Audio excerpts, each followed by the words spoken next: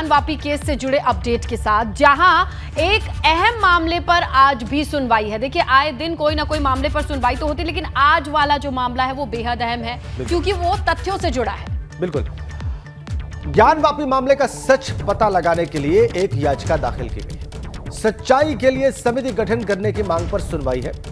मंगलवार को हाईकोर्ट में एक जनहित याचिका दायर की गई थी।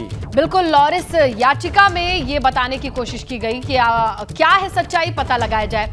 इस मामले पर न्यायमूर्ति राजेश सिंह चौहान, न्यायमूर्ति सुभाष विद्यार्थी की अवकाशकालीन पीठ के समक्ष सुनवाई की संभावना जताई जा रही है। बिल्कुल, याचिकाकर्ताओं ने इस मामले में केंद्र सरकार, राज्य सरकार और भारतीय पुरातत्व सर्वेक्षण यानी ASI को पक्ष बनाया है। और याचिकाकर्ताओं ने याचिका में कहा है कि हाल में वाराणसी की ज्ञान वापी परिसर में एक संरचना मिली। बिल्कुल, और जिसके बारे में हिंदू दावा करते हैं ये शिवलिंग है, जबकि मुस्लिम पक्ष इस पर दावा करता है, जोर देता है कि फव्वारा है। इसमें कहा गया है कि न केवल विवाद ये सिर्फ देश में बल्कि पूरी दुनिया में भी विवादों का जड़ बन सकता है, दो पक्षों के बीच, दो समुदाय के बीच। और इस याचिका में कहा गया है कि यदि ASI और सरकारों ने संरचना की सच्चाई का पता लगाने के लिए एक समिति नियुक्त की, अपनी जिम्मेदारी का निर्वहन किया, तो विवादों से बचा जा सकता है। बिल्कुल, ये जनहित याचिका 6 लोगों की है, जिसमें सुधीर सिंह, रवि मिश्रा, महंत बालक दास, शिवेंद्र प्रताप सिंह, मार्कंडेय तिवारी, राजीव राय और अतुल कुमार ने दायर की है।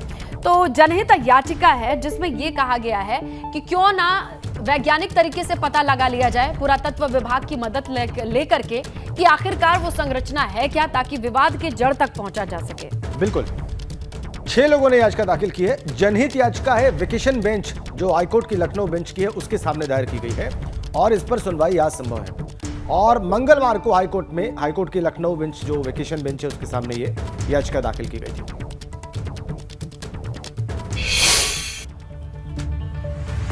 और आज बहुत शुभ दिन है। आज देश भर में गंगा दशहरा की धूम है। इस दिन धर्मनगरी से शिवनगरी तक आस्था का संगम दिखाई देता है। बिल्कुल राजेंद्र, क्योंकि सुबह से ही श्रद्धालु मां गंगा में आस्था की डुबकी लगाने के लिए दूर दूर से आ चुके हैं। और मान्यता यह है कि आज के दिन ही मां गंगा स्वर्ग से धरती पर अवतरित हुई थी। इस दिन हरिद्वार, गढ़मुक्तेश्वर और इसके अलावा प्रयागराज और वाराणसी में श्रद्धालुओं की भारी भीड़ नजर आती है, दिखाई देती है। साथ साथ आज के दिन 10 दिवसीय गंगा महोत्सव का समापन भी हो जाएगा। तो आज बहुत पवित्र दिन, बहुत शुभ दिन है। बिल्कुल, और देखिए इसी के मद्देनजर सुबह से जो हमने तस्वीरें भी दिखाई एबीपी गंगा पर, वो बेहद मनोरम और मनमोहक है। ब्रह्म मुहूर्त से पहले ही लोग मौजूद थे और 4:30 बजे का मुहूर्त भी माना गया था। उसके बाद से पूरे दिन गंगा स्नान बहुत पवित्र माना जाएगा।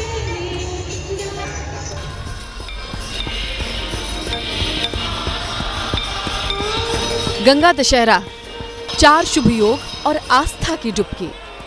सनातन परंपरा में मां गंगा को सभी नदियों में श्रेष्ठ माना गया है, जिसमें बहने वाला जल अमृत के समान पुण्यदायी माना जाता है। कर्म, ज्ञान और भक्ति का योग मानी जाने वाली गंगा आज के दिन स्वर्ग से पृथ्वी पर आ गई थी। ऐसे में हर साल ज्येष्ठ माह के शुक्ल पक्ष की 10वीं तिथि को गंगा दशहरा मनाया जाता है। गंगा दशहरा पर लोग आज आस्था की डुबकी लगा रहे हैं, तो कुछ लोग भजन कीर्तन कर रहे हैं।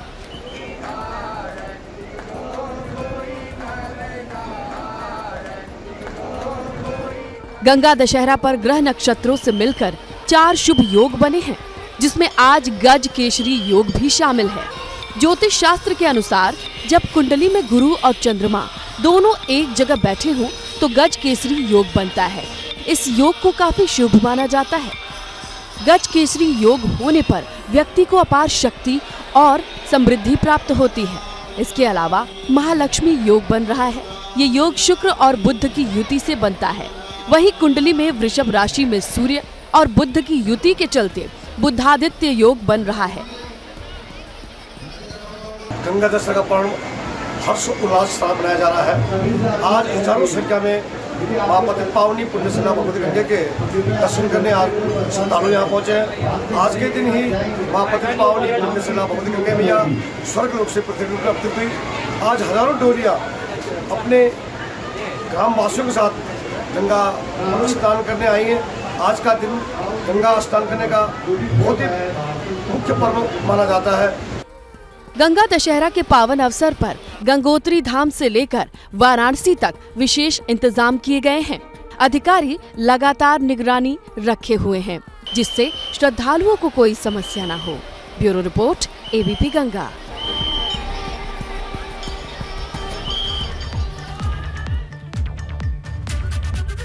तो आज बहुत ही पवित्र दिन, बहुत शुभ दिन, और आज सुबह कैसा वातावरण है ये बताने के लिए हमारे दो सहयोगी इस वक्त दो बहुत ही पवित्र स्थानों से हमारे साथ सीधा कनेक्ट है, प्रयागराज से और वाराणसी से। वाराणसी से नीतीश पांडे, प्रयागराज से मोहम्मद मोइन। पहले वाराणसी चलेंगे, जो मां गंगा के लिए ही पूरे संसार में प्रसिद्ध है। नीतीश, कैसी सुबह है आज की? क्योंकि आज जो महोत्सव चलता है 10 दिन का, उसका भी समापन हो रहा है, तो आज का दिन इस मायने में भी बहुत खास है। क्या उसमें देखा आपने और कैसे आज उसका समापन होगा? राजन जी, पहले घाट की जो बात है वो बता दूं तो आज धार्मिक स्नान का दिन है और जो भक्त हैं वो धार्मिक स्नान यहाँ पर कर रहे हैं। आप देखिए चारों तरफ आपको भक्तों की भीड़ दिखाई देगी। दशाश्वमेध घाट पर मैं मौजूद हूँ और दशाश्वमेध घाट से अगर बात करें तो आगे पीछे जितने भी घाट हैं, 84 घाटों पर जो भक्तों की भीड़ है वो आपको दिखाई देगी और हर ओर सुरक्षा के भी कड़े इंतजाम दिखाई देंगे। जो है NDRF के जवान, जल पुलिस के जवान लगातार लोगों से अपील करते हुए दिखाई दे रहे हैं कि गहरे जल में न जाइए, चूँकि भीड़ ज़्यादा है, गहरे जल में जाने से दुर्घटना हो सकती है। इसके अलावा अगर बात करें तो उत्तर प्रदेश पुलिस के जवान घाट किनारे यहाँ पर सुरक्षा दे रहे हैं। जो लोग हैं वो गंगा स्नान कर रहे हैं। आज के दिन चूँकि ज्येष्ठ शुक्ल की आज जो दशमी तिथि है, उस दिन गंगा स्नान का खास महत्व होता है और कहते हैं कि इसी तिथि में बुधवार का दिन था और उसी दिन जो मोक्षदायिनी माँ गंगा जिन्हें ब्रह्मद्रव्य कहा जाता है, वो ब्रह्मा के कमंडल से निकलकर पृथ्वी लोक पर आई थी। चूँकि भगवान शंकर की ये नगरी है और जब भगवान शंकर गंगा पृथ्वी पर आ रही थी तो उस दौरान उन्होंने अपनी जटाओं में इनको धारण किया था। तो काशी का महत्व इसलिए ज़्यादा है कि यहाँ भगवान शिव का साक्षात आशीर्वाद रहता है मोक्षदायिनी माँ गंगा को।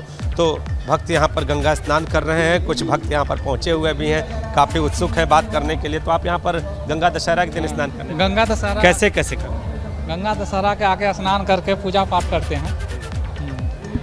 खास महत्व तो क्या है? आज के दिन दान की भी एक परंपरा है। आज के दिन दान का महत्व है। गंगा दशहरा के दिन भाई परंपरा से चल रहा है गंगा दशहरा। राजन जी, अगर दान की बात करें तो दान का भी एक दृश्य हम आपको दिखाना चाहेंगे। आप देखिए यहाँ पर जो पुरोहित हैं उनको यहाँ पर जो चीज़ें हैं वो दान दी जा रही हैं और दान में भी खास तौर पे जो मौसमी फल हैं, इसके साथ ही अगर बात करें घड़ा और जो ऐसे वस्त्र जो कि गर्मी से राहत देने वाले वस्त्र हैं, उनको दान करने की परंपरा है। और मान्यता है कि आज के दिन जो गंगा में स्नान करे, दीप का दान करे, उनको खास आशीर्वाद मिलता है माँ गंगा का, भगवान शिव का। तो राजेंद्र जी, आज काशी के घाटों पर भक्तों की भारी भीड़ दिखाई दे रही है। हम पुरोहितों से भी बातचीत करेंगे और आज के दिन के महत्व को जानेंगे और भक्तों को किस तरह से आज आशीर्वाद मिलता है, ये सारी बातें हम पुरोहितों से जानेंगे। तो आप देखें यहाँ पर गुरुजी, आज का दिन और आज के दिन का महत्व। आज का दिन है गंगा दशहरा का गुरुवार है और गंगा दशहरा पर सप्तमी को माता जो है वही पृथ्वी पर अवतरित हुई और गंगा दशहरा को उनका पुण्यकाल माना गया। गंगा दशहरा पर उनको जो है नया सीजन का फल जो है आम, ये उनको पहले अर्पित किया जाता है, फिर ब्राह्मण को दिया जाता है, देवताओं को भोग लगाया जाता है और स्नान की तपस्या से प्रसन्न होकर माँ यहाँ पर पहुँची। हाँ, तो कई पीढ़ी उनकी गुजर गई तब पहुँची यहाँ सप्तमी तिथि को। पूरे देश में गंगा दशहरा मनाया जाता है, लेकिन काशी में इसकी क्या खास महत्व? काशी में इसका खास महत्व इसलिए है कि यहाँ जो थे क्या होता है दान पुण्य क्या? दान पुण्य अब आज दशहरा है तो आज तो मेन सीजन का फल आम का दान होता है, सत्तू का दान होता है, गुड़ का दान होता है। कल एकादशी है तो लोग जल पात्र दिखाई दे रहा है सब कुछ नीतीश, बिल्कुल। और अब स्नेहा, अब तो मेरा ख्याल है प्रयागराज जाने की बारी है। बिल्कुल, देखिए शिव और गंगा का एक अपना स्वरूप है और देखिए वो दोनों स्वरूप काशी में आकर कहीं मिल जाते हैं। लेकिन अब संगम चलते हैं और जानते हैं हमारे सहयोगी मोहम्मद मोइन के कैमरे से सबसे पहले तो किस तरीके की छटा है, उन तस्वीरों को देखेंगे। जब भक्त उमड़ रहे हैं तो वहां पर उनका क्या कहना है, अनुभव क्या है, व्यवस्थाएं क्या हैं, ये भी बताएंगे मोहम्मद मोइन। देखिए, गंगा दशहरा का पर्व आज संगम नगरी प्रयागराज में भी पूरी आस्था और श्रद्धा के साथ मनाया जा रहा है। हजारों की संख्या में श्रद्धालु देश के कोने कोने से यहां आकर आस्था की डुबकी लगा रहे हैं और इस वक्त हम मौजूद हैं ठीक संगम पर, जहां पर गंगा, यमुना और अदृश्य सरस्वती की त्रिवेणी है। त्रिवेणी की इसी धारा में डुबकी लगाने के लिए हजारों की संख्या में श्रद्धालु मौजूद हैं और कई घाट तो ऐसे हैं संगम के जहां तिल रखने तक की जगह नहीं है। और अगर हम बात करें तो ब्रह्म मुहूर्त से ही स्नान का सिलसिला शुरू हो गया था, तो जो श्रद्धालु हैं वो आस्था की डुबकी लगा रहे हैं, इसके साथ साथ दान पुण्य कर रहे हैं, माँ गंगा का आशीर्वाद ले रहे हैं और उनसे इस बात की कामना कर रहे हैं कि उन पर और उनके परिवार पर माँ गंगा की कृपा हमेशा हमेशा बनी रहे, उनका आशीर्वाद हमेशा बना रहे। तो ये आप देख सकते हैं, ये संगम की तस्वीरें हैं, चारों तरफ आपको भीड़ ही भीड़ नजर आएगी। देश के कोने कोने से लोग आए हुए हैं, कोई नाव से संगम तक जा रहा है और देख सकते हैं आपकी पर्याप्त मात्रा में जल भी आज यहाँ पर मौजूद है। तो इस तरफ गंगा है और इस तरफ यमुना है। तमाम श्रद्धालु ऐसे हैं जो यमुना में भी डुबकी लगा रहे हैं और आपको चारों तरफ ये जो नज़ारा है ये खास दिखाई दे रहा होगा। देश के अलग अलग हिस्सों से लोग आए हुए हैं, कुछ लोग हैं जिनसे हम बात कर लेते हैं और फिर आगे बताते हैं। बताइए कहाँ से आए हुए हैं आप? हम तो लोकल हैं सर, गोपाल निषाद मेरा नाम है। हाँ, मैं यहाँ बताइए आज गंगा दशहरा पर क्या कामना कर रहे हैं गंगा मैया? ये बहुत आज पुण्य का दिन है सर। आज के दिन गंगा जी यहाँ धरती पे आई थी, ये बहुत बड़ा पर्व है। आज कहीं पूरी हलवा बटेगा, कहीं भंडारा होगा, आज बहुत बड़ा दिन है। ये दीपदान होगा शाम को। बिल्कुल निश्चित तौर पर जो है आज बड़ा दिन है और आपको बता दें कि शाम को गंगा के ये जो घाट है ये दीपों की आभा से जगमग होंगे, विशेष आरती की जाएगी, खास दीपदान किया जाता है और 10 दिनों से जो गंगा महोत्सव चल रहा है उसका समापन हो जाता है। कुछ और भी लोग हैं, उनसे भी बात कर लेते हैं। बताइए क्या नाम है आपका और कहाँ से आए हुए हैं? मैं अमेठी से आया। अमेठी से आए हुए हैं। बताइए आज गंगा दशहरा के दिन गंगा मैया से क्या कामना कर रहे हैं? वही कामना करते हैं कि गंगा मैया सभी को खुश रखे, जो भी कामना करने आते हैं, जो भी मनोकामना पूरी करे। आप कहाँ से? मैं रीवा डिस्ट्रिक्ट से ही हूँ और रहता भोपाल में हूँ, भोपाल से आया हूँ। कहीं यहाँ जो व्यवस्थाएं की गई हैं उस पर क्या कहना आपका? बहुत अच्छी व्यवस्था है, सराहनीय व्यवस्था है। ठीक है मोइन, बहुत सराहनीय व्यवस्था है और क्या कामना कर रहे और हैं बहुत गंगा? दूर दूर से लोग आए हैं, अलग अलग प्रदेशों से भी। देखिए रीवा और भोपाल से भी लोग पहुंचे हैं यहाँ पर और स्नान ध्यान पूजन कर रहे हैं और व्यवस्थाओं को सराहनीय बता रहे हैं। बिल्कुल, और होनी भी चाहिए। देखिए ये बड़ा त्योहार है और कोरोना के बाद लोगों को मौका मिला है तो वो भारी संख्या में पहुंच भी रहे हैं। राजेंद्र, चलिए आगे बढ़े, रुक करते हैं एक और बड़ी खबर का, जहां यूपी विधान परिषद से जुड़ी अपडेट ये है कि एमएलसी चुनाव आज भाजपा उम्मीदवार नामांकन करेंगे और आखिरी दिन है नामांकन का। कुल 9 उम्मीदवार हैं बीजेपी की ओर से जो आज नामांकन करेंगे और इसमें यूपी सरकार के 7 मंत्री भी शामिल हैं। बिल्कुल, सुबह 11:30 बजे नामांकन करेंगे सभी भाजपा प्रत्याशी। सीएम योगी, दोनों डिप्टी सीएम और प्रदेश अध्यक्ष इस दौरान वहां पर मौजूद रहेंगे। और आपको बताएं कि यूपी विधान परिषद की कुल 13 सीटों पर चुनाव हो रहा है। 4 सपा प्रत्याशियों ने कल नामांकन कर दिया है। भाजपा के 9 प्रत्याशी एक साथ आज सुबह नामांकन करेंगे। बिल्कुल, और इसमें 7 मंत्री शामिल हैं और पर्चा दाखिल करेंगे वो। अगर ऐसे में देख लीजिए राजेंद्र, 13 प्रत्याशी के अलावा कोई और नामांकन नहीं करता है तो निर्विरोध इन सभी का परिषद जाना तय हो जाएगा और चुनाव की प्रक्रिया नहीं होगी। बिल्कुल, आधिकारिक घोषणा चुनाव परिणामों की 10 जून को नामांकन पत्रों की जांच वाले दिन की जाएगी। अखिलेश के गठबंधन में दरार दिखाई दे रही है क्योंकि जैसे ही एमएलसी चुनाव को लेकर के अखिलेश ने अपने उम्मीदवारों के नाम का ऐलान किया, मानो उनके अपनों ने ही मोर्चा खोल दिया हो। बिल्कुल, सपा के सहयोगी दल अखिलेश से नाखुश नजर आ रहे हैं। दरअसल आजम खान से पैचअप के बाद अब अखिलेश यादव से सहयोगी नाराज हो गए हैं और एमएलसी का टिकट नहीं मिलने से सपा गठबंधन में बगावत दिखाई दे रही है सतह पर। बिल्कुल, और आपको पता है कि अखिलेश यादव ने किसी भी गठबंधन के सहयोगी को विधान परिषद का उम्मीदवार नहीं बनाया है। महान दल के केशव देव मौर्य ने कहा कि अब वो किसी भी कीमत पे अखिलेश से बातचीत नहीं करेंगे। जी, जनवादी सोशलिस्ट पार्टी के अध्यक्ष संजय चौहान ने अखिलेश पर वादा खिलाफी का आरोप लगाया। उधर सुभाषपा अध्यक्ष ओपी राजभर और उनके बेटे अरविंद और अरुण राजभर शाराना अंदाज में अपनी नाराजगी जाहिर कर रहे हैं। बिल्कुल, और इससे इतर देखिए राजेंद्र शिवपाल, चाचा शिवपाल ये तो पहले से ही बगावती तेवर अपनाए हुए हैं। ऐसे में 2024 लोकसभा और इसी साल के अंत में होने वाले निकाय चुनाव सपा के लिए परेशानी का सबब न बन जाए, ये सहयोगी दल और आपस में पड़े दलों में मनभेद और मतभेद की स्थिति। और अब खबर यह है कि सपा गठबंधन से नाराज दलों से शिवपाल यादव ने करीबी बढ़ानी शुरू कर दी है। जिस तरह आजम खान के करीब जाकर अखिलेश की मुश्किलें शिवपाल यादव ने खड़ी की थी। बिल्कुल राजेंद्र, ये दिलचस्प होगा कि फिर से कुछ ऐसी कोशिशों में शिवपाल जरूर नजर आ रहे हैं। अब वो सपा गठबंधन के सहयोगियों को अपने साथ लाने में जुटे हैं। इसे लेकर महान दल के अध्यक्ष केशव देव मौर्य से उनकी बात हो गई है। ये बड़ी बात निकल करके सामने आ रही है। बिल्कुल, और माना जा रहा है कि जल्द ओपी राजभर से भी बात होगी। अटकलें लगाई जा रही हैं कि इसी साल होने वाले निकाय चुनाव में सपा से नाराज सहयोगी अपना अलग मोर्चा बना सकते हैं।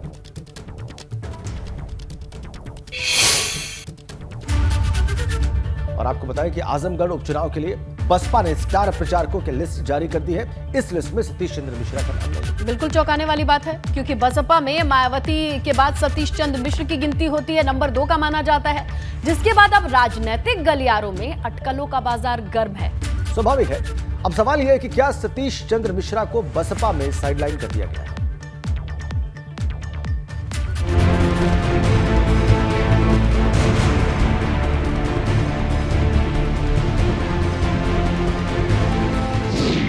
बसपा के स्टार प्रचारकों से सतीश चंद्र मिश्रा आउट।